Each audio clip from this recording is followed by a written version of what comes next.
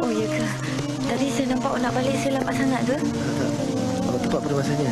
Tak sangka pula awak. Saya beli bunga. Tapi baru...